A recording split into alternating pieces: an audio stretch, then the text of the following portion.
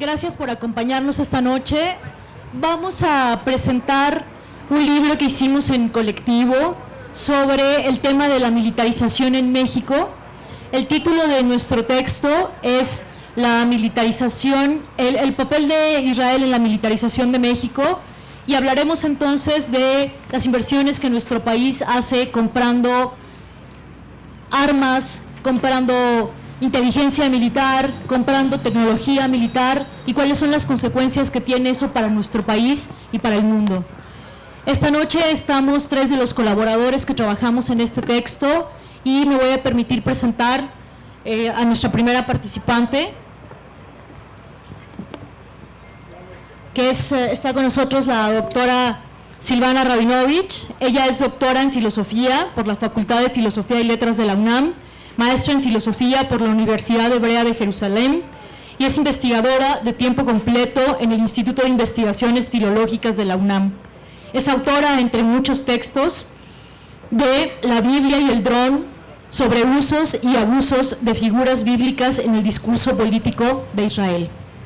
Le damos un aplauso, por favor, para bienvenirla.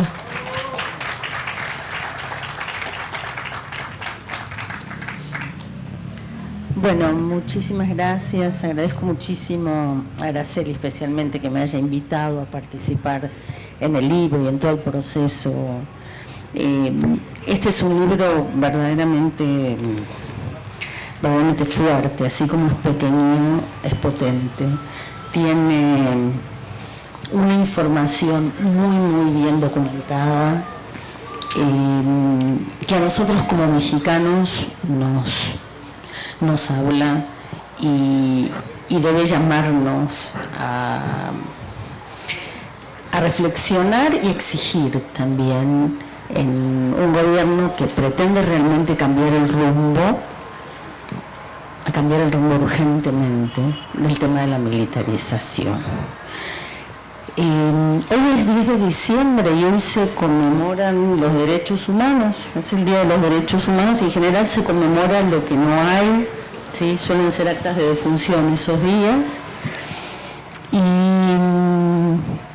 Y bueno, este libro concierne al tema de los derechos humanos, concierne a la crisis de derechos humanos que tenemos aquí, heredada a lo largo de estos años, con las fosas clandestinas, con los muertos escondidos en la tierra por vías legales e ilegales. Hablo como mexicana, aunque mi acento no suene así. Yo nací en la Argentina y renací en México hace 26 años. Y hablo como judía, como una judía criada y educada dentro del amor a la Biblia hebrea y el mensaje de los profetas. Y justamente por eso es que, a modo de los profetas, aprendí que la fidelidad es la crítica, la adulación tiene que ver con la complicidad y es lo contrario de la crítica. En ese marco es mi palabra y voy a leer la introducción que escribí, que se llama Mexicanos y Palestinos del mismo lado de muros diferentes. Voy a empezar con una cita del embajador de Israel. Dice así: hemos ofrecido a la nueva administración nuestra cooperación y aporte en todos los temas estratégicos que tienen que ver con el gobierno, con la seguridad pública. Lamentablemente tenemos una experiencia más que cualquier otra nación en la lucha contra el terrorismo. Y con pocos recursos humanos y financieros, a través de la tecnología, hemos logrado mejorar la seguridad pública, algo que por supuesto tenemos presente también aquí en México. Son experiencias que Israel ha acumulado y ofrece al nuevo gobierno de México, la administración del presidente Andrés Manuel López Obrador. Creo que va a ser el camino en los próximos años en la relación de Israel con México. Esas son las palabras del embajador de Israel. Como mexicana y como judía, leo consternada esta noticia del 17 de abril de 2019, 8 días después de la realización del segundo Tribunal Popular sobre el papel de Israel en la militarización de América Latina, capítulo México, realizado en el Zócalo capitalino, que da origen al presente documento. Según el citado anuncio, el embajador de Israel ofrece cooperación y aporte en todos los temas estratégicos que atañen al actual gobierno mexicano. Suena como una propuesta confesamente injerencista, lanzada por el representante de un gobierno que apenas 5 meses más tarde anuncia un posible tratado de defensa mutua con los constructores del muro a lo largo de la frontera norte de nuestro país.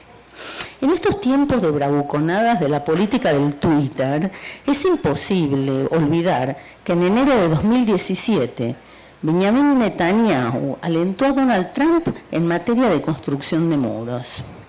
La cita del epígrafe es un cúmulo de fantasías inconfesables, pues además de expresar su irrespetuosa intención de intervenir, cito, en todos los temas estratégicos, dice haber mejorado la seguridad pública de su país con pocos recursos humanos y financieros.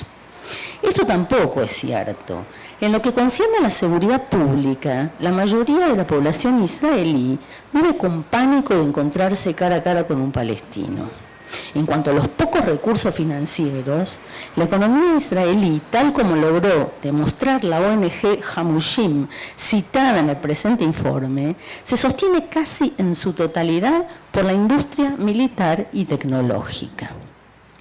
En lo que respecta a su poca inversión de recursos humanos para la seguridad, tal vez sea el mayor autoengaño, ya que pagan el precio más caro, el de la deshumanización de sus hijos, que ponen a prueba esas armas a fin de subhumanizar las vidas de los pobladores originarios de aquella tierra que creen defender.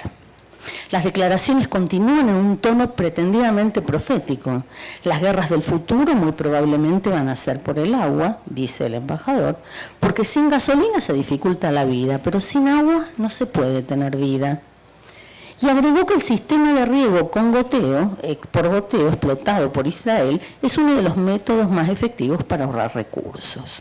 Los temas estratégicos avanzan otro paso en las ambiciones inconfesables. Siempre en tono belicista, se ofrecen armas de tecnologías diversas para defender los acuíferos mexicanos y de paso se desdeña otro punto estratégico, sobre todo para este gobierno, que es el petróleo.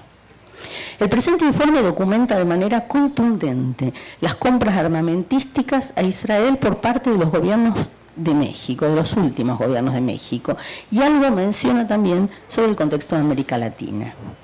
Dichas armas fueron usadas para sumir a nuestro país en una crisis incalculable de derechos humanos que en buena parte se explica como terrorismo de Estado. Recordemos casos como, por nombrar solo algunos lugares, Atenco, Oaxaca, Ayotzinapa.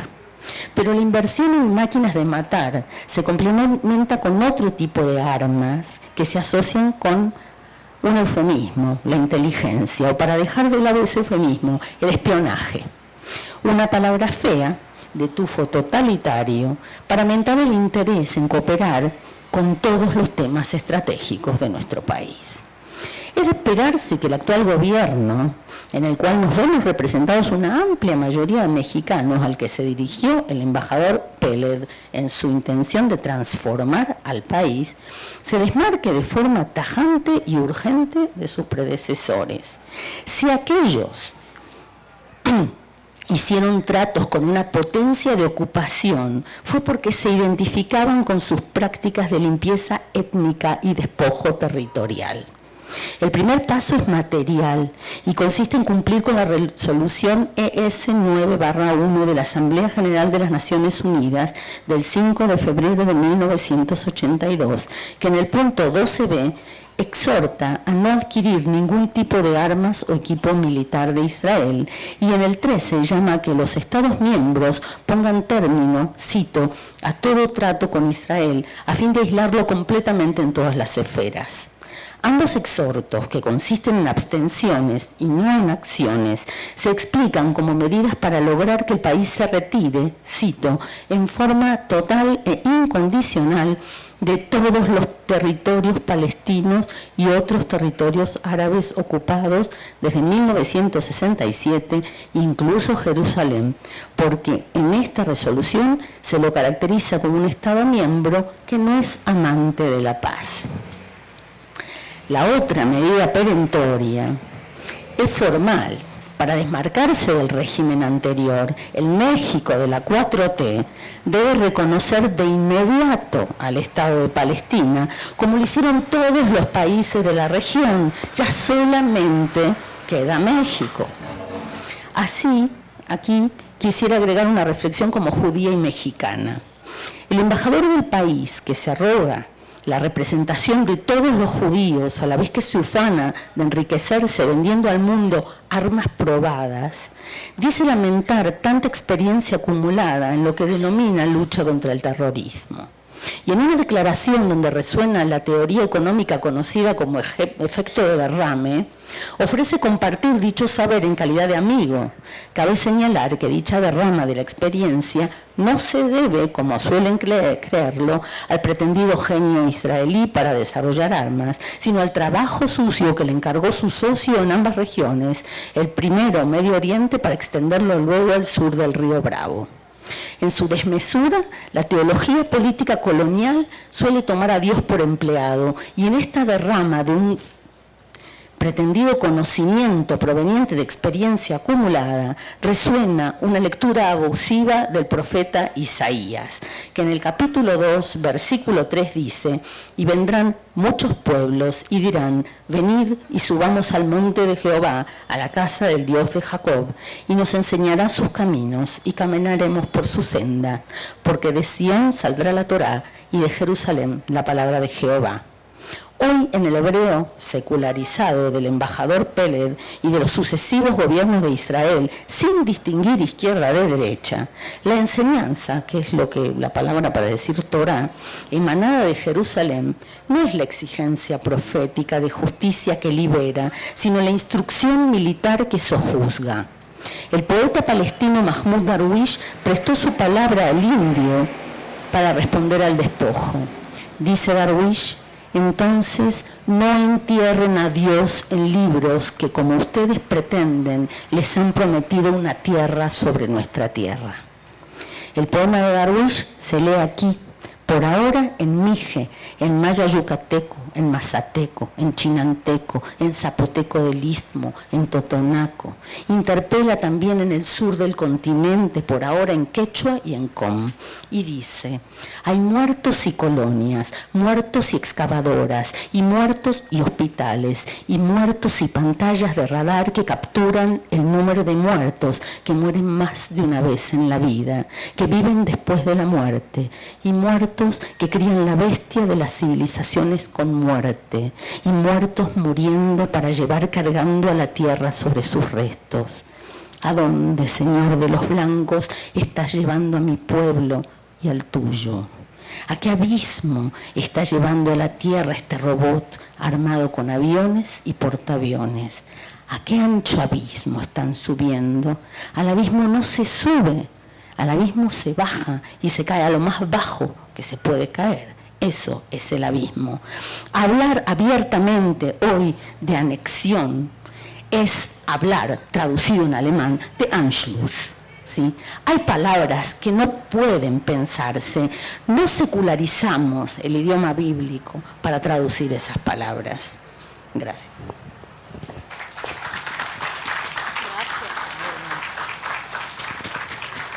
Gracias, doctora Silvana. También nos acompaña esta noche el maestro David Santa Cruz. Él es uno de los colaboradores que trabajó en la parte de la investigación más sólida de este texto, y él nos va a hablar de todo el proyecto de investigación que realizó para que pudiéramos presentar este texto. Gracias, David. Buenas noches. Pues cuando la gente de Stop the Wall me buscó para hacer esta investigación, en realidad no me buscó para hacer esta investigación, me preguntaron qué sabía yo sobre el papel que había jugado Israel en la militarización de México. Y lo primero que me vino a la memoria fue el tema de los aviones Araba que se utilizaron en la década de los 70. Los aviones Araba son los aviones de carga que le compra en aquel entonces México a Israel. Es la primera compra de la cual se tiene registro públicamente. Y estos aviones para transportar tropas fueron utilizados en México durante la Guerra Sucia, en 1970, 1974. De hecho, los aviones se compran en el 72.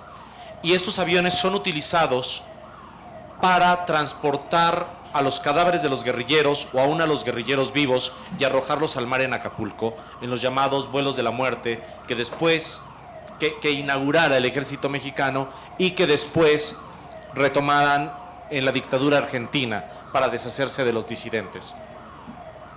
Lo segundo que me vino fue un documento del National Security Archive, que es un proyecto de la Universidad de Washington, que se dedica a desclasificar material de Estados Unidos. Y entre el material que desclasificaron se indicaba que al inicio de la revuelta zapatista, el gobierno de México, o mejor dicho, hasta México llegaron asesores de Inglaterra, Estados Unidos e Israel para asesorar a México para contrarrestar al movimiento insurgente que en aquel entonces surgía. A partir de esto me invitaron, me dijeron, ¿te interesaría trabajar en esta investigación? Y me llamó bastante la atención, así que empecé a hacer una pequeña pesquisa en lo que había de armamento, en lo que había de material. Y lo primero o mejor dicho, un resumen de lo que encontramos fue que entre 1990 y 1994 hubo un incremento significativo en la compra de armamento de Israel por parte de México. Estas cifras están en la base de Comercio Internacional de las Naciones Unidas, el UN Comtrade, y muestran que durante esta etapa, o sea, los primeros 4 años del 90 al 94, el gasto fue de 293 millones de dólares, un poquito más. Pero para 1994, o sea, en este momento en que se da el alzamiento zapatista, la cifra se va a 1.573.000. O sea, pasamos de 300.000 a 1.573.000. Esto, a partir de lo que comentaba la doctora, nos permite empezar a visualizar que parte de este armamento, armas vende todo el mundo, e Israel no es por mucho el principal proveedor de armas a México, lo es Estados Unidos. O sea, Estados Unidos le vende a México 1000 veces más que esto. Sin embargo, contra Estados Unidos no hay una resolución de Naciones Unidas diciendo que no se le deben de comprar armas.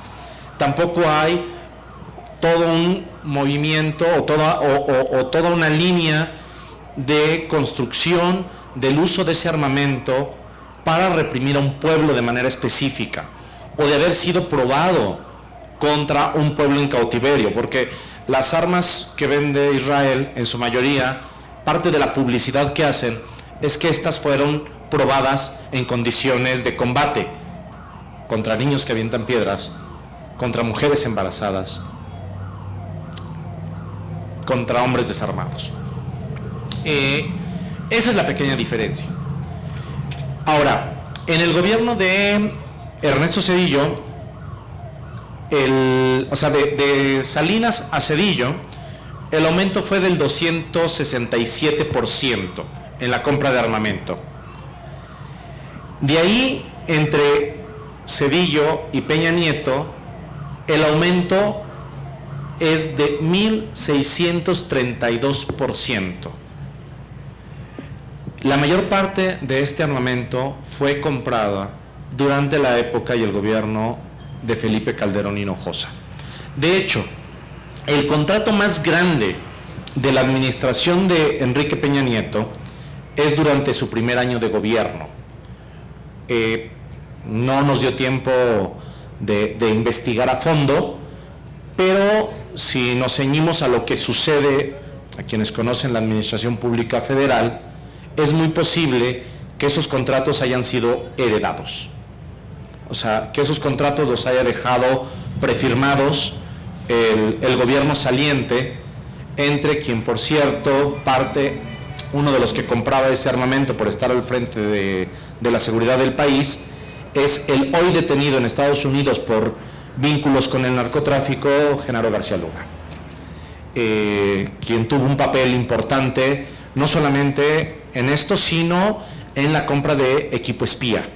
El malware Pegasus, ¿no? Que quienes escuchen de manera frecuente a Carmen Aristegui se habrán enterado que ella fue víctima de espionaje, y no solamente ella, periodistas como Rafael Cabrera, como todo el equipo de investigación de Aristegui, que fueron víctimas de espionaje. Y bueno, regresando un poco para el gobierno de Vicente Fox, les decía, en el 94 era de 1.573 millones de dólares. Con Vicente Fox el gasto ya era de 8.195 millones de dólares. Principalmente se compraron aeronaves, por ahí se compraron unas fragatas de segunda mano que, bueno, realmente sirven para vigilancia de nuestros puertos. Yo creo que ahí no habría como mayor asunto, ¿no? Realmente fueron una ganga. Pero cuando hablamos de los primeros drones que tienen capacidad para transportar una tonelada de explosivo y que fueron utilizadas, de acuerdo con los reportes del ejército, para vigilancia de principalmente de la frontera sur de nuestro país, durante lo que vino a ser llamada el proyecto Frontera Sur, que en realidad fue construir parte del muro, ¿no? Construir un muro virtual.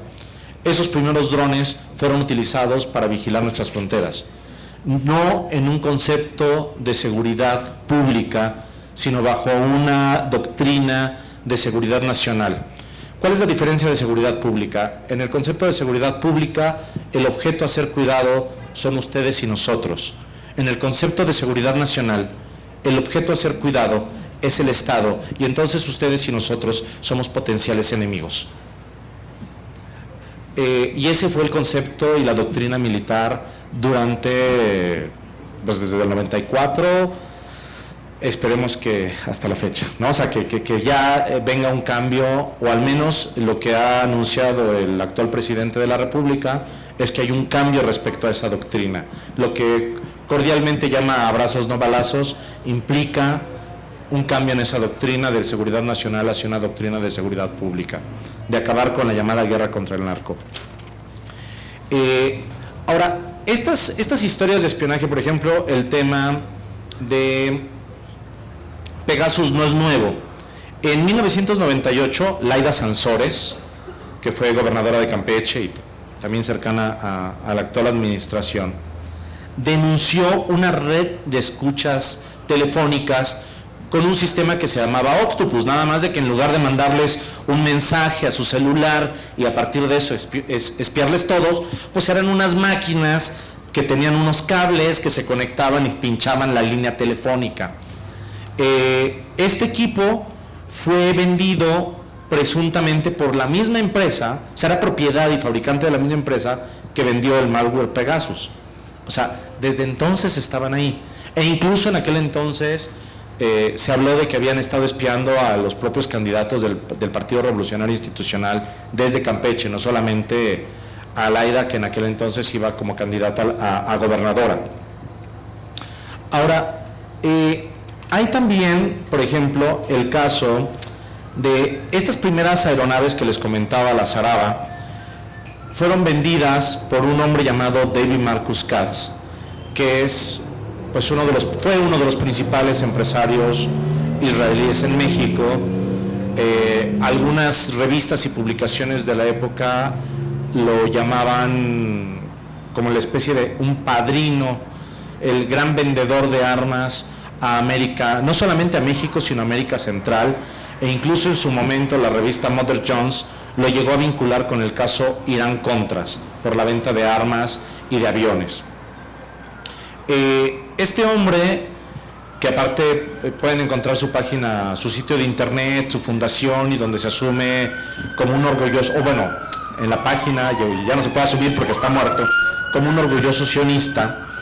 Él representaba a fábricas como TAAS, que hoy día se conoce como Israel Military Industries, que es una empresa filial de Elbit Systems, que son dos de las principales proveedores de armas.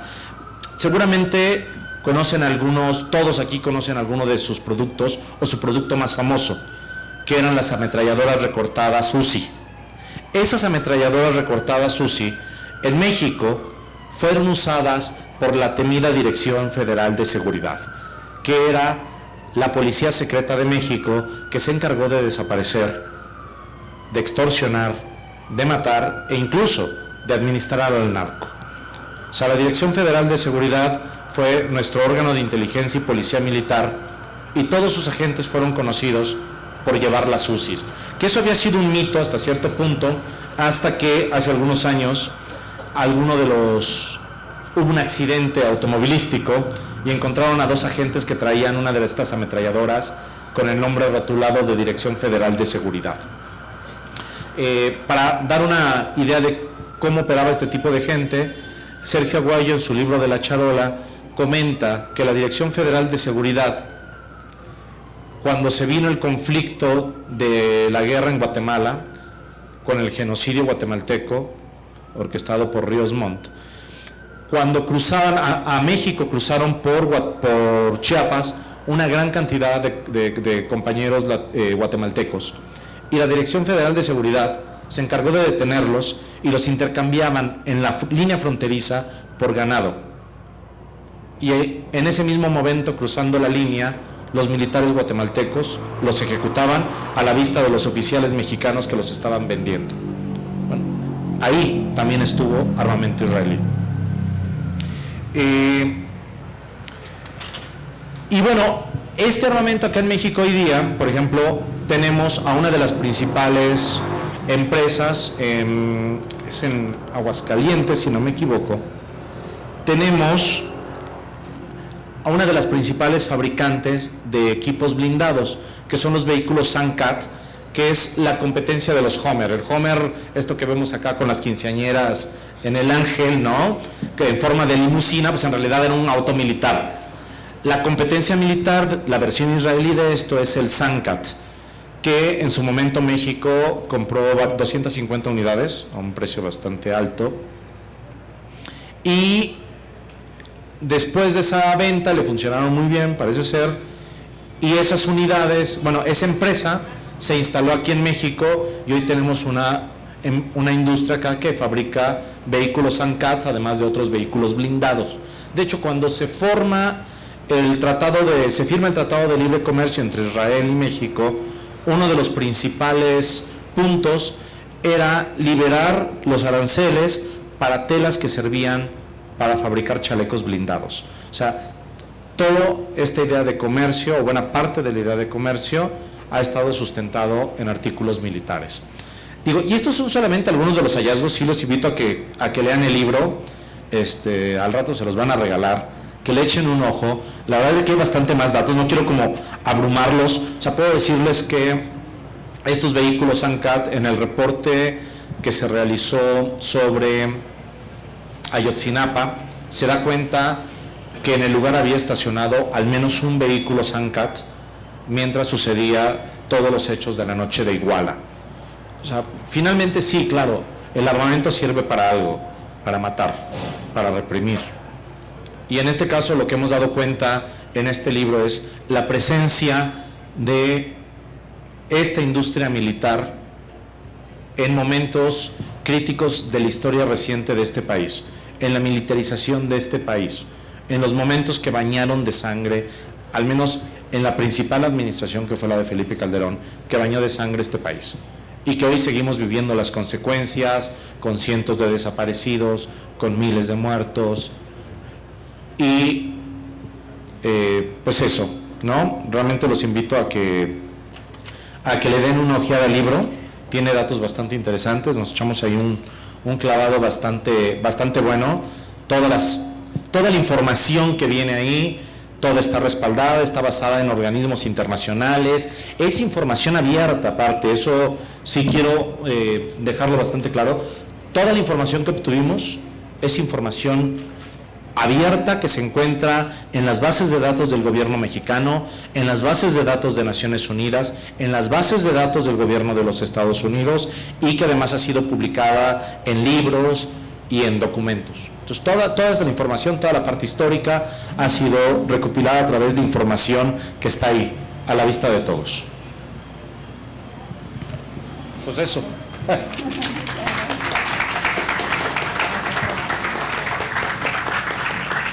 Pues muchas gracias al maestro David, que ya omití presentarlo, pero David es un periodista muy reconocido, que ha trabajado para más de 25 medios internacionales, tiene una trayectoria muy importante y la gran investigación que él hizo está reflejada aquí.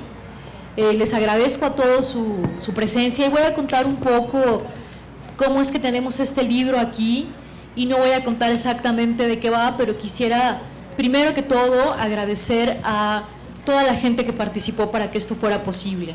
En primer lugar, me dijeron que no lo hiciera, pero sí lo voy a hacer, a la Brigada para Leer en Libertad, cuyo trabajo ha sido extraordinario, su apoyo, todo el proceso que nos dieron desde el punto de vista editorial, de difusión, para que nosotros estemos hoy aquí. Muchas gracias.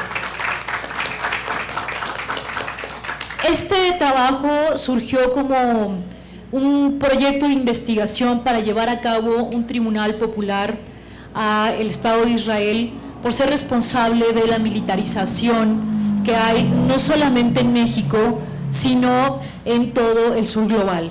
Entonces, en México hicimos un segundo tribunal popular, y segundo porque el primero se hizo en en Brasil, y este segundo se llevó a cabo el 10 de abril de este año en el Zócalo de la Ciudad de México.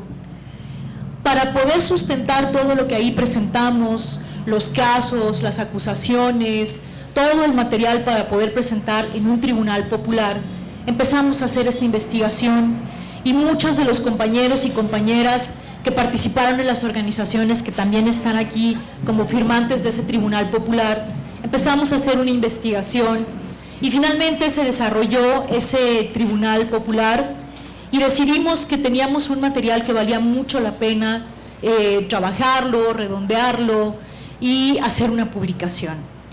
Entonces, a partir de ahí, bueno, tomamos algunas decisiones. Decidimos finalmente que teníamos que hacer un pequeño texto con esa investigación que había ahí.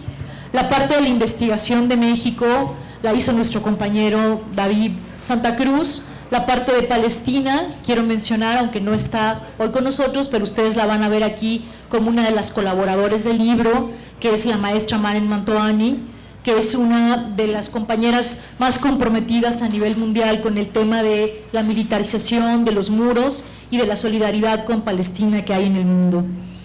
Entonces empezamos a trabajar este proyecto, empezamos a ver toda la información que teníamos, a darle una estructura y finalmente a darnos cuenta que era un buen trabajo, no solamente para esclarecer algunas preguntas que quienes vivimos en los países del Cono Sur hoy nos podemos hacer y que de hecho nos hacemos, que es de dónde viene todo el sistema de armas, de espionaje, de entrenamiento militar que está oprimiendo a nuestros pueblos.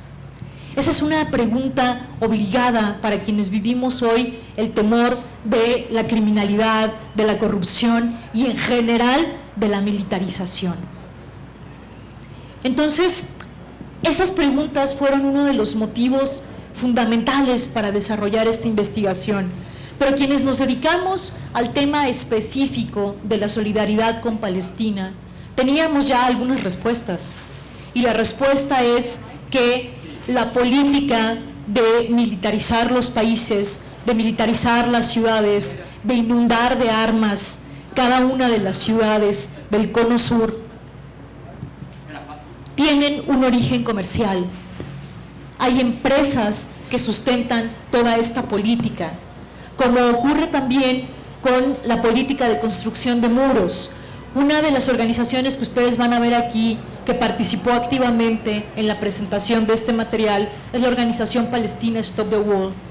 Y junto con otras organizaciones que están luchando en este momento por la desmantelación de los muros ilegales que hay en el mundo y que se están construyendo en el mundo, pudimos darnos cuenta que son políticas comerciales, políticas económicas, y que la construcción de tantos muros que hay en el mundo, a partir de 1989, cuando fue la caída del muro de Berlín, había 15 muros en el mundo. Hoy, a 30 años de esa caída del muro de Berlín, hay más de 70 muros en el mundo. Esa política de segregación y de apartheid tiene que beneficiar a alguien, tiene que beneficiar a alguien que sustente económicamente esas construcciones y esas edificaciones. Una de las cosas que nosotros en las investigaciones que hemos hecho es, lamentablemente, esos muros que se están construyendo en Palestina y esos asentamientos ilegales, dicho así por la ONU, ratificado hace 6 días, incluso por nuestro propio país, tienen como proveedor de la materia prima a una empresa mexicana que se llama Cemex. Y esos son los temas que nosotros debemos de poner en la mesa. ¿Por qué empresas mexicanas están participando en ello? Y entonces empezamos a formularnos más preguntas. ¿Quiénes son los responsables de que en el sur global hoy estén inundadas las ciudades de armas, de espionaje? Y no solamente esas armas están pasivas. La militarización y llenar de armas las ciudades siempre han tenido un propósito. Y la historia nos da la razón con ello, que es reprimir a los pueblos, vigilar a los pueblos, coartar la libertad, violentar sus derechos humanos. Y eso fue lo que nosotros pudimos encontrar, que es lo que ocurre con toda esta compra de armas que México hace. Este incremento escandaloso que ya mencionaba David sobre la compra de armamento, de aviones, de autos, de espionaje, de todo este sistema para estar vigilando constantemente no solamente a periodistas, sino a activistas, a defensores de derechos humanos. Toda esta tecnología tiene un origen tanto en su desarrollo como en su comercialización. Y la investigación que nosotros encontramos y que está aquí en este libro es que en el sur global, en particular en México, se compra a esta tecnología que se desarrolla en el Estado de Israel. Estas empresas trabajan en 2 líneas. Por un lado, muchas de ellas, muchos de los grandes investigadores y dirigentes de estas empresas han trabajado alternamente con el gobierno y con el ejército de Israel. Y justamente esa es una de las publicidades que se hace para que los gobiernos decidan comprar esa tecnología y todas esas armas que han sido probadas en campo. ¿Cuál es el campo donde se prueban estas nuevas tecnologías y estas armas? Palestina. En Palestina están probadas, pero sabemos que lo que ocurre en Palestina es violatorio de la ley internacional, es violatorio de los derechos internacionales, contraviene todas las convenciones internacionales de paz, contraviene todos los tratados de convivencia entre los pueblos. Y entonces nos damos cuenta de algo que es todavía más complejo y que también está aquí mencionado en uno de los apartados de este texto, que es la participación legal y moral de México en esta compra. En esta compra de material militar, México está participando en alterar el orden internacional. Y este es un tema que a nosotros como mexicanos sí nos debe preocupar, porque contraviene la posibilidad de que haya paz, no solamente en Palestina, sino en todos los lugares donde se distribuyen estas armas. No puede haber paz en ningún lugar en la tierra mientras no haya justicia. Y el principio de justicia en el pueblo palestino no lo podemos ver. El principio de justicia en México tampoco lo podemos ver y tenemos que empezar a construirlo. Estas son de las grandes aportaciones que este texto nos dejó a quienes colaboramos en poder participar en él, en hacer la edición, en hacer todo el trabajo de investigación. Y una de las cosas más importantes que ustedes van a poder encontrar en este libro es la responsabilidad moral que tenemos nosotros al leer esto, los cuestionamientos que nos van a surgir, todas las preguntas que nosotros como ciudadanos nos vamos a formular. ¿Qué podemos hacer? Porque esas siempre son las grandes interrogantes cuando nos enfrentamos a un texto de estas características. ¿Qué podemos hacer? Y uno de los temas centrales es exigirles a los gobiernos, en este caso al gobierno de México, la suspensión de estas actividades comerciales y el apego irrestricto al respeto a los convenios, a los tratados, a toda la ley internacional y esos convenios y tratados que México ha firmado y que con estas acciones comerciales está violentando. Eso es por un lado. Y por otro lado, estas armas han tenido un curso, han llegado a un lugar y ese lugar ha sido las manos de narcotraficantes o las manos de militares y todos ellos han asesinado a mucha gente en nuestro pueblo. Esa es la realidad del proceso de militarización que se está viviendo en el sur global. Esa es la intención que nosotros tuvimos de presentar este tribunal que dio origen a este texto y gran parte de lo que ustedes van a encontrar aquí es producto de esa investigación, pero finalmente de una reflexión colectiva. Esta reflexión colectiva es la que nos tiene aquí esta noche y la que queremos compartir con ustedes ahora que se van a llevar este libro. Quisiera agradecer también a uno de los colaboradores que hizo una de las introducciones, que es Jamal Juma, un palestino que ha estado 2 veces en nuestro país, que ha estado trabajando intensivamente. Él es el fundador y líder de la organización palestina Stop the Wall, y que no solamente se ha quedado a luchar por la desmantelación e impedir que se siga construyendo el muro tanto en Gaza como en Cisjordania, sino que en la medida que le es posible salir de su país, ha tratado de hermanar las luchas de los países que están uniéndose para exigir que no se construyan más muros. Las visitas que él ha hecho a México han sido muy fructíferas y él lo pone aquí en la introducción que nos hizo a nuestro texto, que para él fue sorprendente ver cómo estamos hermanados en la lucha México y Palestina, porque pareciera que tenemos condiciones distintas, pero en el fondo sí hay una raíz. Las mismas armas que están asesinando a los palestinos nos están asesinando a nosotros también. La misma política de apartheid y segregación que tiene sumidos en la inmovilidad y en la violencia de sus derechos humanos a los palestinos, también nos tiene a nosotros si permitimos la construcción del muro. Gracias a todos y buenas noches.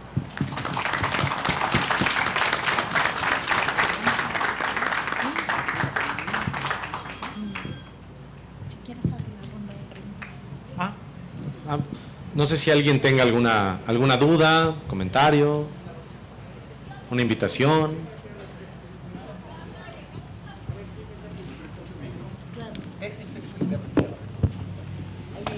¿Ya todo el mundo tiene el libro? Perfecto. Yo no.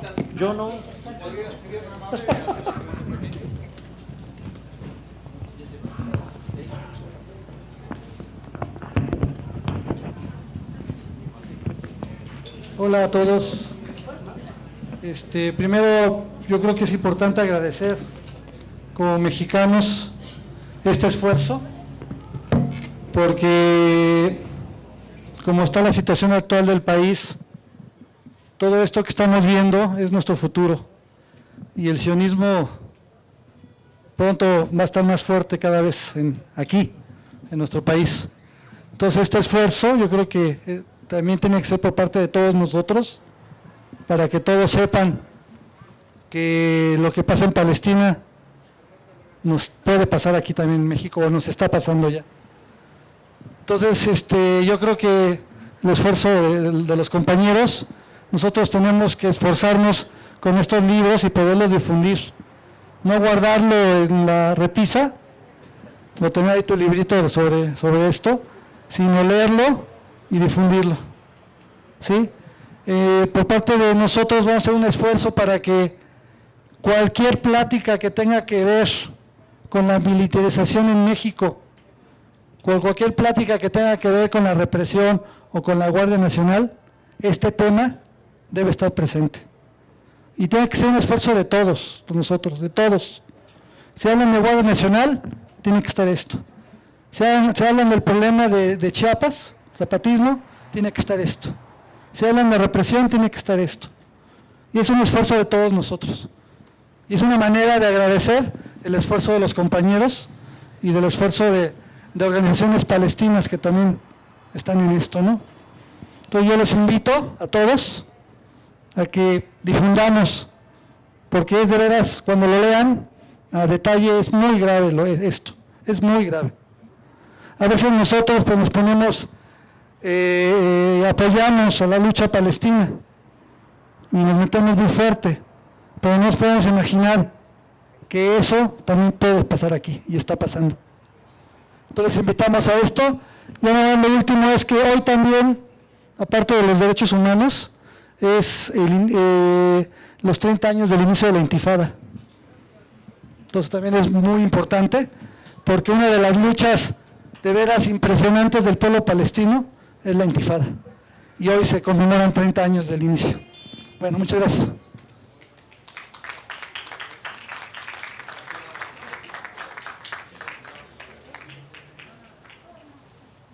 Buenas noches. Ya nomás quisiera saber qué punto de vista tienen cualquiera de los autores referente al mercado y su ética del mercado. Es decir, si hablamos, por ejemplo, hablaron o se habla en el libro de, digamos, en este caso, el mercado, digamos, hacia estos grupos y sobre todo a las cuestiones militares. Pero, por ejemplo, también hay otro mercado que pareciera ser que sale, digamos, únicamente de las instituciones que tienen permiso, porque también, por ejemplo, dentro de las luchas para defender, las armas también sirven para defenderse, quizás en menor medida, pero yo creo que sí es un punto ético que cual pues, el mercado no ve eso, ¿no? Entonces, por decir, por ejemplo, en Colombia, con el ejército, el grupo que surgió, o los la guerrilla, y Chiapas, que también utilizaban armas para defenderse. Aquí en México, por ejemplo, tenemos las autodefensas y muchos pueblos que también son autodefensas. Entonces el mercado ahí, digamos, como que se mueve y únicamente lo que le interesa es vender el arma, y en el punto de vista, digamos, el sujeto se pierde y se convierte totalmente en un objeto de comercialización. Ahí está. Pues básicamente el mercado no tiene ideología, y vamos a poner un ejemplo que no tiene que ver con las armas de Israel, sino con quizá el arma más famosa del siglo XX, que es la Kalashnikov, la AK. Fue un arma que sirvió para liberar pueblos, ¿no? Incluso está en banderas, en alguna bandera de algún país africano, pero que en México ubicamos como el cuerno de chivo, que fue el principio del terror del crimen organizado, ¿no? Entonces, bueno, las armas en realidad pues no tienen, per se no tienen la culpa, sino quien las usa y el objetivo que se les da. Y bueno, finalmente, el mercado, me parece a mí que el gran problema es el mercado, es la visión que hemos tenido y que hemos construido como planeta. O sea, hoy día no podemos negarlo, lo único que nos queda es el capitalismo. Cualquier otro intento de sistema económico o social no existe aún, y yo sé que acá habrá gente que le pueda hacer mucho ruido, pero lo que eufemísticamente se llamó el capitalismo del siglo XXI, en realidad, digo, el comunismo, el socialismo del siglo XXI, en realidad fue un capitalismo de Estado. ¿Por qué? Porque nunca se dejó de mover bienes y mercancías dentro del mercado, nunca se controlaron los precios y todo estuvo en manos de una oligarquía poderosa. Hoy día lo único que queda, insisto, es esa visión capitalista donde todas y absolutamente cada una de nuestras necesidades encuentra una satisfacción en el mercado. Piénsenlo, la que sea.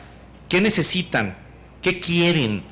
Y el mercado les va a ofrecer hoy día una solución para lo que sea. No digo con esto que sea la verdadera solución, solo que hay una solución en el mercado. Se les escurre el moco y hay Kleenex, perdón por el comercial, pero lo que quieran, o sea, lo que se les ocurra, la más básica de sus necesidades, va a encontrar. Entonces, lo que tenemos hoy día es una... Sí, claro, el tráfico de personas existe, todo. En el mercado hay lo que quieran, porque vivimos en una hora de mercado desproporcionado y de consumo desproporcionado. Entonces, bueno, esa es mi reflexión sobre el mercado, que no tiene que ver solo con las armas, sino con todo. A mí me gustaría decir algo sobre una economía criminal. La verdad que yo al principio me preguntaba qué pasaba con la periodicidad de los ataques a Gaza. Ya pasaba que cada tantos años uno decía un nuevo ataque a Gaza. Y hablo de Gaza, por supuesto que en los territorios ocupados de Cisjordania la situación también es de probar las armas, pero Gaza quedó limpio a partir de la desconexión, ¿sí? Cuando sacaron a los habitantes israelíes, y quedó como un campo limpio para probar las armas, para mostrar, es el gran escaparate, ¿sí?, de la prueba de las armas, y eso es lo que hace que se vendan armas probadas y se van a gloriar de eso. Ahora, cuando escuchamos a Netanyahu hace poco en uno de los videos diciendo, y bueno, ¿por qué ellos usan a su población civil como escudos humanos? ¿Sí? Hay que entender una cosa. Primero, en Gaza vive gente doblemente refugiada muchas veces, ¿no? De una población original que tendría que estar más o menos en 250.000, hay 1,5 millones de habitantes, que ya superó esa cantidad. Eso hace que uno no tenga mucho para dónde moverse, primero. Segundo, ¿quién usa a su población como escudo humano? Yo creo que también, a pesar de esa visión fantasiosa de un escudo, ¿cómo se llama?, el domo de hierro, ¿sí?, tener una población convencida de que la única forma de comprar la paz es a través de la aniquilación del otro y de tener miedo del otro y de no tener la idea de que a 5 kilómetros de donde uno se encuentra, o a mucho menos que eso, se encuentra el otro y es un ser humano como uno, con los mismos miedos, ¿sí? Eso también es usar a la población como escudo humano. Lo que pasa es que, bueno, hay todo un manual muy interesante, publicado en el 2009, sobre qué palabras no decir, qué palabras sí decir, qué responder a las preguntas como estas, ¿no? Y los escudos humanos son una de ellas. Entonces, me parece que lo de los ataques a Gaza son parte también de la publicidad, ¿no? Junto con, la venta de armas, y decíamos también lo de inteligencia, que high-tech, ¿sí?, la alta tecnología, que muchos israelíes van a decir, bueno, pero yo trabajo en alta tecnología, yo hago Intel, qué sé yo, no estoy ideando cosas para matar. Son vecinas, ¿sí? Bueno, me acuerdo muchos versículos bíblicos, como cuando dice el profeta Isaías que las espadas se transformarán en arados. Bueno, la amistad que hay entre la tecnología de guerra y la del agronegocio es bastante estremecedora también, ¿no? Entonces, hay algo ahí en todo este comercio que es mortífero, y junto con eso, en la industria que hay alrededor de los muros, porque como nombraba Araceli a Cemex, que es muy importante, ¿sí?, porque tiene sus fábricas en los territorios ocupados, tiene filiales con otros nombres, pero pertenecen a Cemex cuando uno rastrea.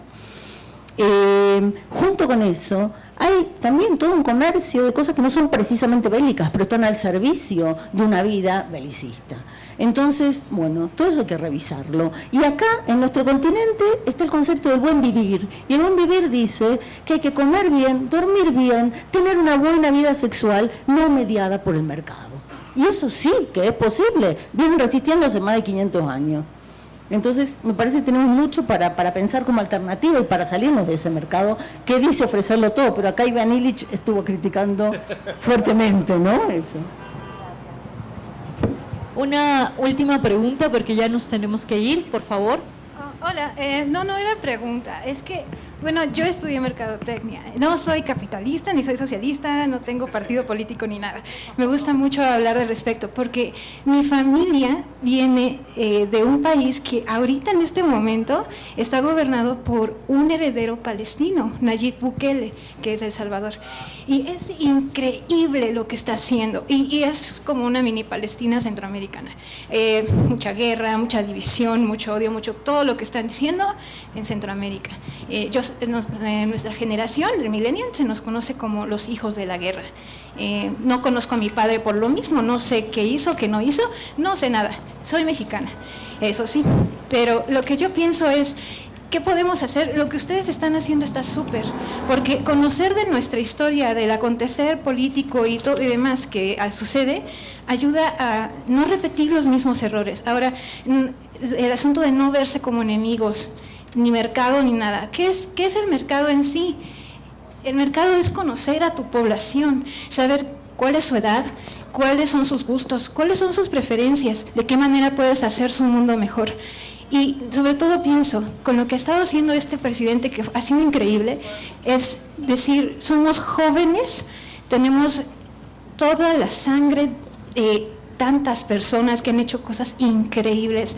Tenemos que tener fe en nosotros mismos de que vamos a poder salir adelante y no repetir los mismos patrones de conducta, porque estudiar el mercado también eso significa no seguirlos, romper paradigmas, hacer fodas y de acuerdo a esos fodas generar planes estratégicos y de esa manera levantarnos, dejar de vernos como enemigos, que las diferencias nos unan. Eso es lo que está haciendo Bukele. Agarró, dijo, ok, el FMLN, Arena, ustedes están peleando desde la guerra, antes eran partidos políticos, bueno, antes eran guerrilleros, antes militares, una situación militarizada desde 1932, terrible, muertes, mataron a todos los indígenas del país, increíble. No funciona, ok, ¿a qué vamos? No hay que seguir peleando. Generemos nuevas ideas, y de hecho su partido político se llama así, Nuevas Ideas. En menos de 100 días gobernando, el tipo logró que el hospital más horrendo, y yo he estado allí, el hospital más horrendo que he visto en mi vida, se supliera de todo tipo de medicación. Están queriendo generar un nuevo aeropuerto, están queriendo hacer soñar a la gente y sobre todo en el poco tiempo que estuvo gobernando de alcalde de diferentes partes, tanto en Nueva Cuscatlán como lo que es San Salvador y ahorita que está de presidente, nos ha dado tanta esperanza. No saben lo horrible que es no conocer a tu familia porque estás dividido por una guerra que ni conoces. Este país, a pesar de que lamentablemente es como polarizado, por un lado es como un poco dividido, un poco egoísta, pero son generosos, son muy abiertos a aprender, mírenlos, o sea, es un tesoro. ¿Por qué tener miedo a Palestina si todos tenemos la oportunidad de ser creativos y unirnos y aportar esa creatividad? Ahí entra el mercado tiene que participar.